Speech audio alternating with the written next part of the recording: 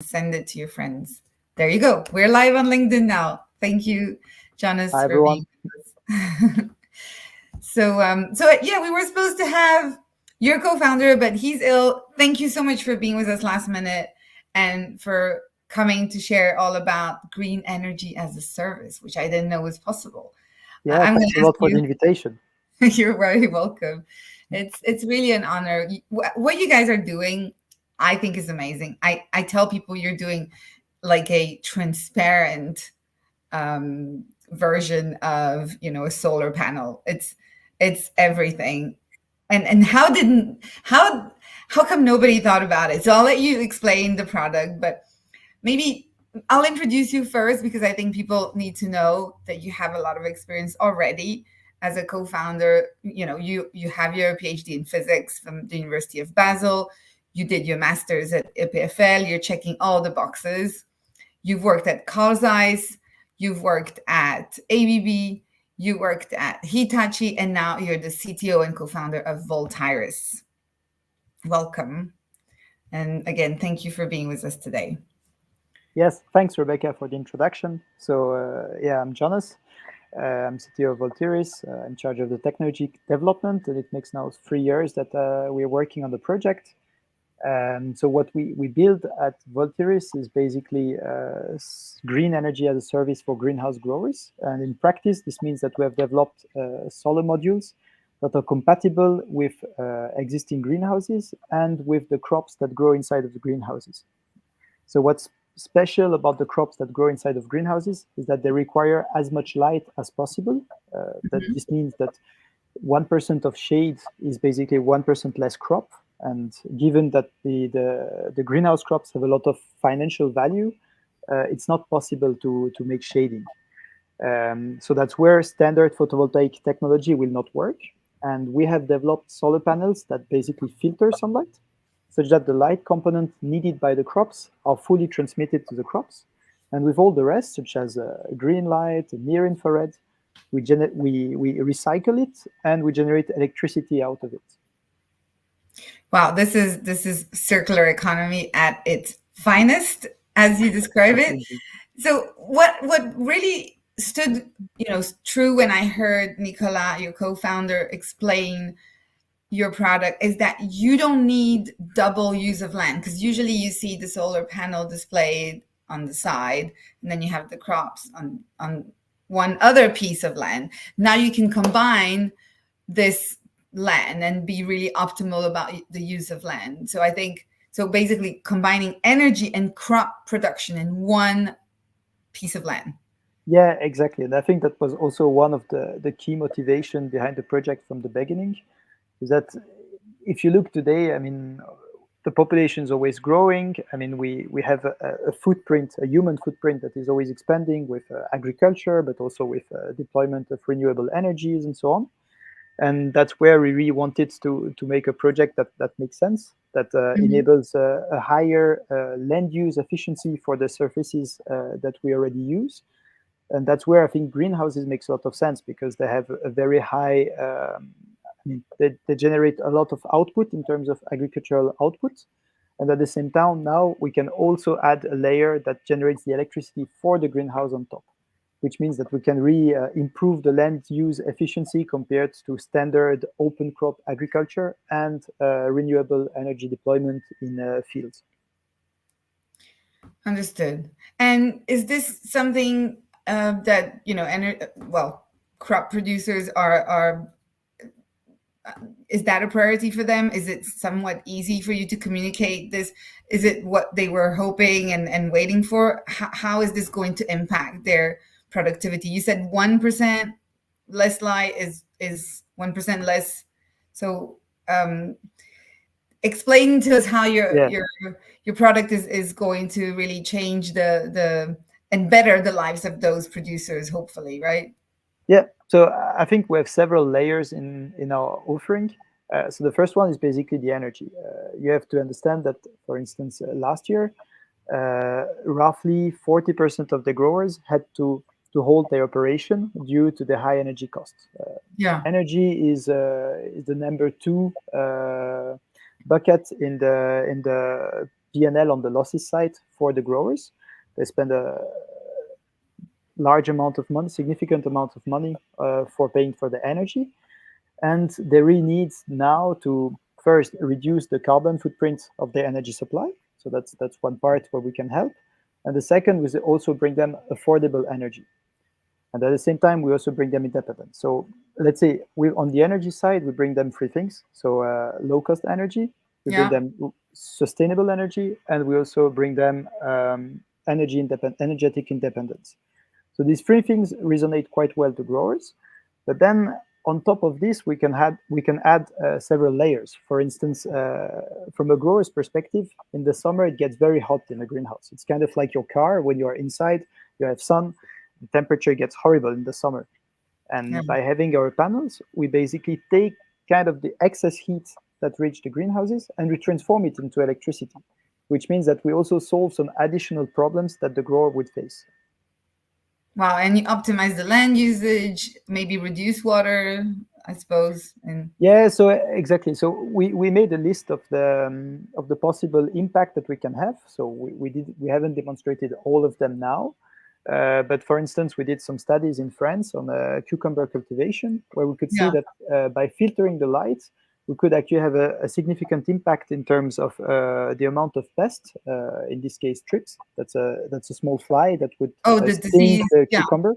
Yeah. And this is a big plague for growers, and we could see that we could drastically diminish the amounts of thrips that you have below the filters. So we had 3 times less thrips flying below the filters than when you don't have the filters. And the reason for that is that this type of plagues, such as thrips, they kind of orient themselves to find the fresh and greeny leaves that are shiny in the sun. They try to look for them. But since we remove the green light, then the green leaves are not that shiny, and therefore the thrips will not reach them. And that's why we make that the plants are less attractive for certain types of insects. Interesting. Very interesting indeed. Okay, so there's a lot of benefits to having your technology. And are people, excited? How is the market responding to it? And are you only targeting a specific market, greenhouse producers only? Whereabout are they? I know it's a lot of questions, but yeah. So I mean, let's say first of all, I think the growers are mainly interested. I would say all of them recognize that energy is a big problem for them.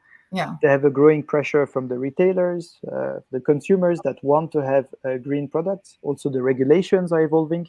So there is a lot of interest for green energy. Now, most growers are interested in testing. That's no problem. But of course, since it's quite an innovative and disruptive way of generating electricity inside of a greenhouse, of course, some of them don't want to jump directly on the train. But at the moment, we easily find growers that are excited. We actually have signed MOUs with many different growers in Switzerland and in the Netherlands. So we have interest from growers. Now, in terms of market focus, so today we have a clear focus on Switzerland because, that's where we are based, of course, but also in the Netherlands. The reason for the Netherlands is that historically they have been on the forefront of the development in horticulture. And they are also where you have all the knowledge in terms of horticulture, and that's where the knowledge is usually exported. For instance, now you can see that the Netherlands is helping, for instance, the Saudi Arabia to build a desert agriculture. So that's why we also have a presence in the Netherlands. They seem to be, I heard from your co-founder, Nicolas, that they are the leaders in greenhouse producing crops, right? Actually, it's quite impressive. The Netherlands, it's such a small country, is number 2 producer in terms of a value for vegetables. Wow. So who's number 1? I think it's the US, but yeah. Okay. Well, that's a big. Okay. I didn't realize that. Interesting. So yeah, the Netherlands would be a target for you. So tell us maybe about the product. So people who haven't seen it, I've seen not and I haven't touched it. I've seen the video. and maybe we can drop the link to the video so people can check it. But what and I'll make that available. I mean, you also have a YouTube channel. I can also put that here and make it available to people. But when I saw it, I thought the product is very attractive. It's like the Tesla of solar panels, right? It's so sleek and like visually appealing. Yes, actually, I may find one piece just here. You have it? Okay, cool. Yeah, so basically the product looks like kind of like a parabolic dish. So Yeah. there's a TV antenna Yeah. that is made of a light concentrator that will be Yeah. capturing the sunlight. And then the part that needs to go to the crops will be transmitted, and that will leave some specific colors. So, for instance, if you look like now through here, you would see, Yeah. for instance, a purple haze. Yeah. And the rest, basically the light that we don't want to send the crops, we reflect it. So here it will be the green light. You can see the green reflection on the Yeah. filter. Interesting. So Okay. basically, we have a parabolic dish that is made from this material. Yeah. And it allows to leave the light needed by the crops, go Yeah. through, and with the rest, we make electricity. And it turns towards the sun like a sunflower? Yeah, exactly. So it's kind of a sunflower. So Yeah. it tracks throughout the day. In turn, will bring advantages, because this means that from a grower's perspective, they need electricity quite early in the morning until quite late in the evening. And by tracking the sun, actually it makes that we have a more constant energy output, which is better suited for electricity generation, for self-consumption. Yeah. But this is why are you targeting greenhouse mostly? Because why couldn't we use this in other, because we might want to save land in other settings, right? And it's elegant, like the design of it, I wouldn't mind having that in my home, right? Instead of the bulky panels that we see. Yeah, so we have a focus on greenhouses now for mainly, let's say, three reasons. I mean, let's say in the agriculture, leave aside for the moment the residential applications. And there, the main reasons are that, one, there are big energy consumers, so they have Okay. high energy needs, and this means that we can have a substantial self-consumption. And Yeah. self-consumption is of course more interesting from an economical point of view than basically just selling to the grid. The Yeah. second point is that since we build our panel inside of the greenhouse, so we hang these panels below the roof, this means that we are building panels, a structure inside of a building, and therefore we don't need to ask for any building permits, which can last for years when you want to do outdoor photovoltaic projects. So that's a big advantage. And then it's also a technical reason, is that we have this solar tracking system that is indoor.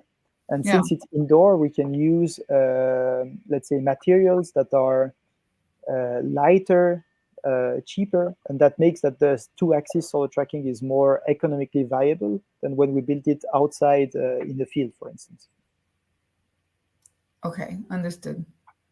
Okay, so I suppose if the construction permits were removed from this equation, maybe you would consider other commercialization. Yes, I think so, but I don't think it will be changing overnight. No, yeah, anytime soon.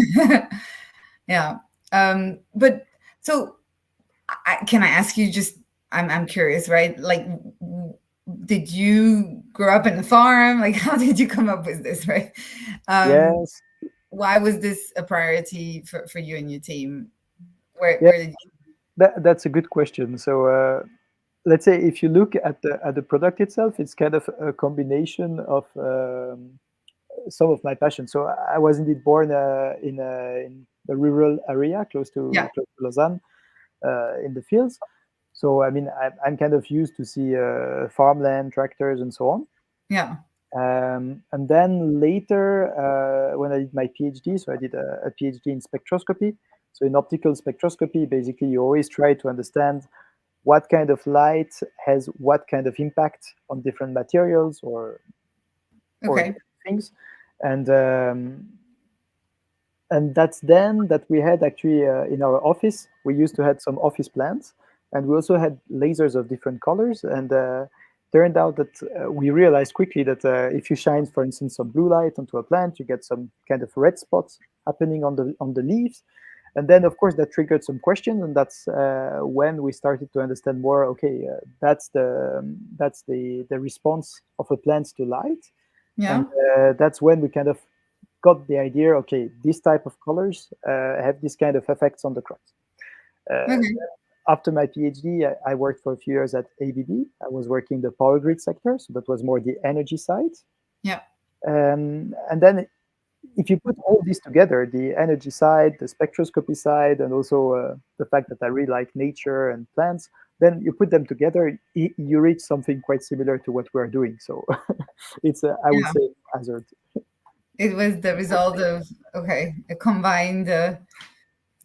So yeah, and today you are a team of about 12 people, I believe, right? Yeah, And exactly.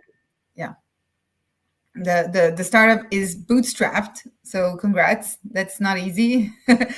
And especially when you're scaling, have you received any big orders that you're trying to fulfill? Any partnerships that you are proud to disclose, or is it still in the making? Yeah, so I think one of the, I mean, actually now a big part of the team is actually busy building a big project. So it's our first, let's say, large scale project. It's in the largest cherry tomato greenhouse in Switzerland. So there we are building an installation over 1,000 square meters. So that would be 300 modules for us, Okay. which is the biggest project for us so far. And that was also kind of a stress test for testing our processes in terms of installation, in terms of supply chain, and so on. So that's a great project, and this is done in partnership with one energy provider in the French-speaking part of Switzerland, so Romand Energie, that is Okay. basically financing the project. So this Okay. means that we sell the project to them, and they provide the financing to, well, they supply the financing for the project, and then they offer energy as a service to the grower in Geneva. Okay. So they are the partners or the intermediaries. Well, that's a great company to partner with already to begin with. So you're able to quickly get people's attention with the product. I suppose you guys are basically product led, not necessarily marketing and sales leading the this is Well, let's say we do some of both. I mean, if we look in the long term, our idea is really this energy as a service, and this yeah, means that we want to be able to offer energy, I mean, financial solutions to growers, such that they can just buy the energy they need, and that they can buy it from us, such that we can actually be selling the energy to the growers. But at the moment, we need to have partnerships for this, such as with energy providers. okay. Um, okay, well, going back to you know the company that how old is Voltiris? 2 years, right? Yeah, exactly. Yeah, So it makes 2 years that we're incorporated. Of course, the project started at the beginning as a side a side project right. next to Yeah, our jobs. and you don't necessarily have any competition that is doing this as well. At least not in this market.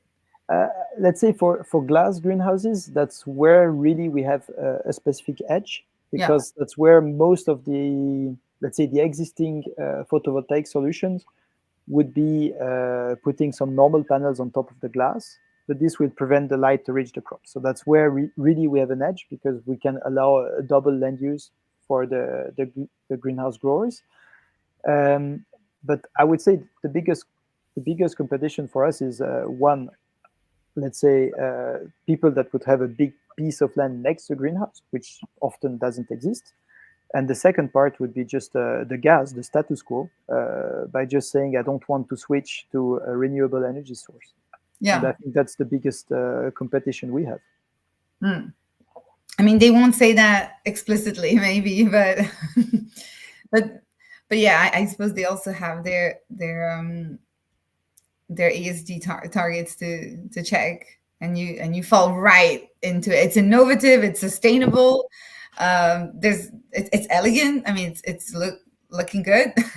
So I think you check so many boxes. You've done an amazing job, you and your team, pulling this. So you're not necessarily looking for any funding at the moment. You're going to be soon profitable. How do you see this coming? No, actually now we are starting a new financing round Okay. that will help us basically to bring our solutions to market.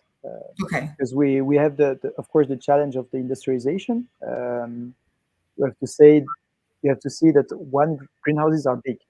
Let's say one typical greenhouse would be around 5 hectares. That is 5 football fields, 50,000 square meters. Hmm. One greenhouse we could add roughly 18,000 solar modules. So this means that Hmm. to be able to do manufacturing at big scale. And also at the end of the day, growers buy the energy, and this energy needs to be cost competitive. So we need also to make the price for our modules sustainable. Yeah. And that's why we are starting to raise funds now for basically financing our industrialization. This means And you would buying the put this tooling, together. the processes, and so on. You would assemble it in Switzerland.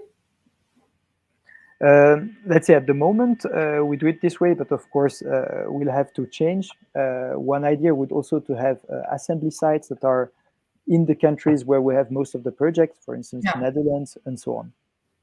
Yeah. Anything is cheaper than Switzerland. Okay. Awesome. Very, very good. Um, are you recruiting? Should we invite people to apply? What kind of people you're looking for? Are you looking for board members? And what industries, what sectors, so that we know to let people No, contact. Yeah. I would say, generally speaking, we are always interested in having talented people, Yeah. people that have, for instance, experience in the agronomy, or that would have a lot of experience already in the greenhouse sector, for instance. This could be really helpful to us. Then, of course, people that have experience on the solar project development, and so on, are also valuable to us. Yeah. And of course, then talented engineers are also always interesting for us. So I would say on these three axes, and generally speaking, people that have experience in the sector, whether in the financing of solar solutions, whether it's in the horticulture sector, and so on. So I think we are quite open to any type of profile. Okay. Awesome. Um, for now, I mean, do you? I'm asking. It's probably early to think about this, but do you see yourself growing and establishing yourself as a scale up, and perhaps having partnerships, or one day let's exit and let's hand this over to other, and be absorbed by I don't know, a Hitachi or an ABB, and then fold, I guess, or become an angel investor, maybe.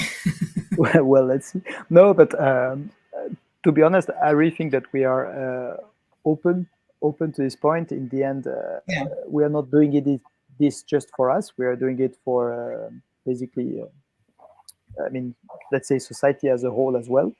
And I think if someone is better suited to scale up our solution or to do a better job than us, then let be it. Yeah. Very interesting. The Tesla of solar panels. I have a few questions about you. If you could tell us a little bit about yourself, like they're not necessarily connected to your industry, but would you mind telling us maybe a favorite book or movie and why? Cool. That's a good question. I, Recommendations? Yeah. no, so in terms of book, I really like history. So actually, before starting for a major in physics, I really wanted to study archaeology. Yeah. Then in the end, well, I went for science instead. But I really like history books. I think one, well, it's not completely history book, but one that I really like is, for instance, is The World Order from Hmm. Kissinger. I think this is a very interesting book, and I enjoyed reading it because always, every time I read it, I learn new things. So this is really a book that I would really like. And Yeah. I heard about this book already. I think it's the second time I hear it. And yeah. Okay. and in terms of movie, there I would say I'm not the biggest movie watcher. I'm really open, so usually I never really try to find something intellectual in a movie. I really do it as a pure entertainment. So Yeah. so it can really range from the well, a Walt Disney to a Star Wars movie, Yeah. or even a Science James Bond. fiction.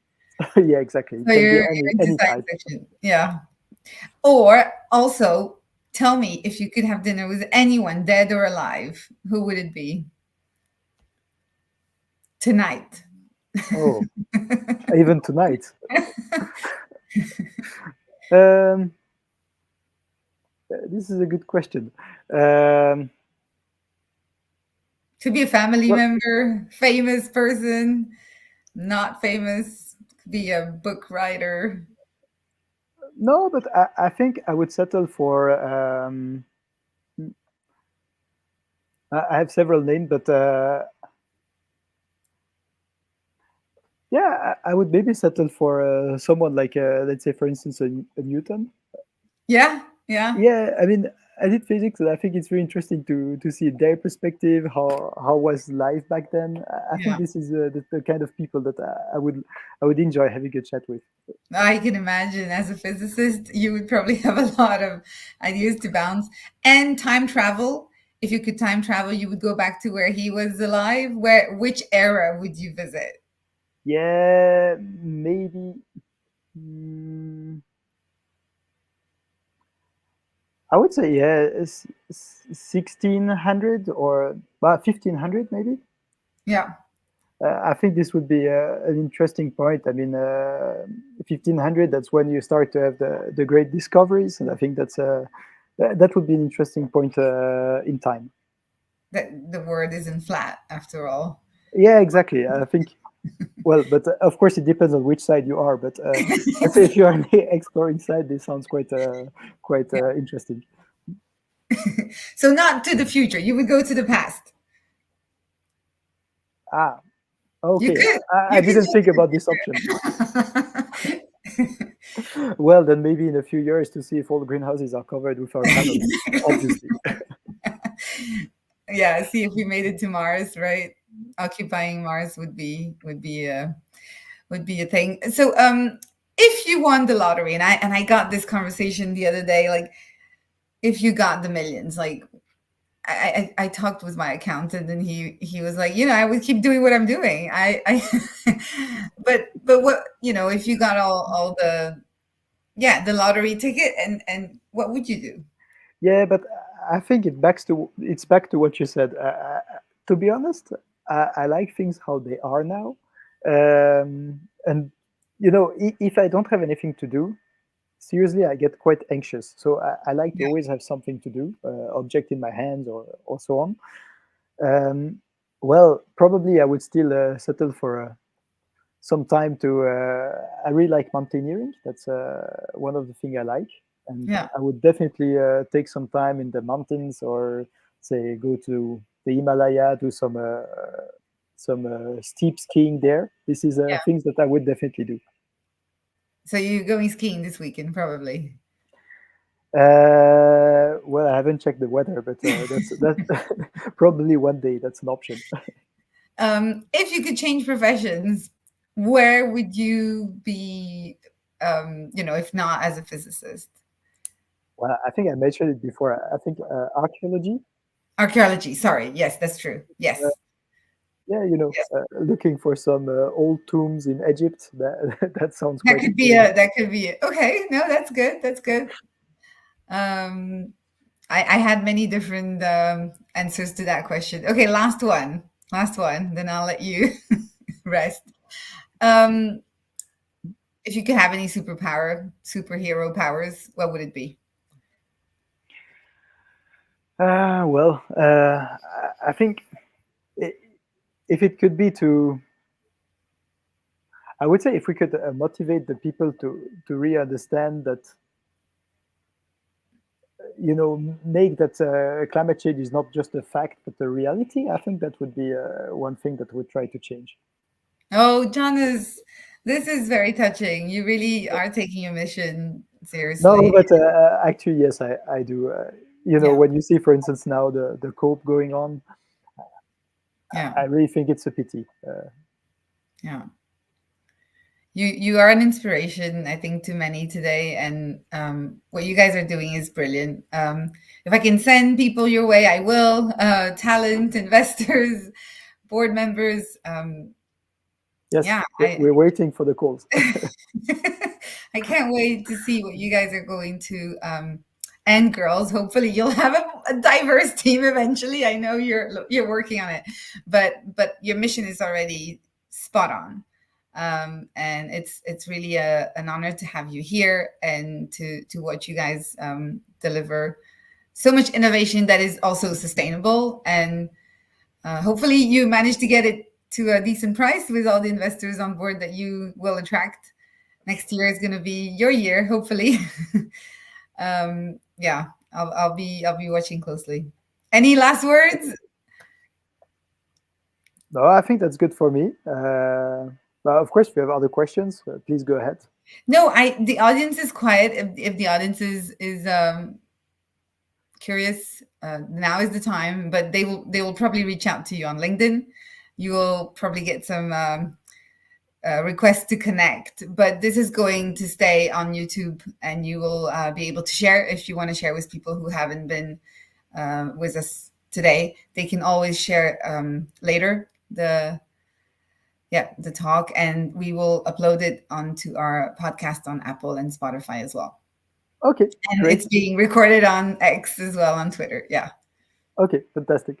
Yeah, then thanks, Rebecca, for all the questions.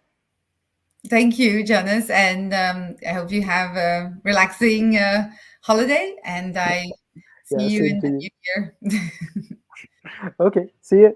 See you. Bye bye. Bye.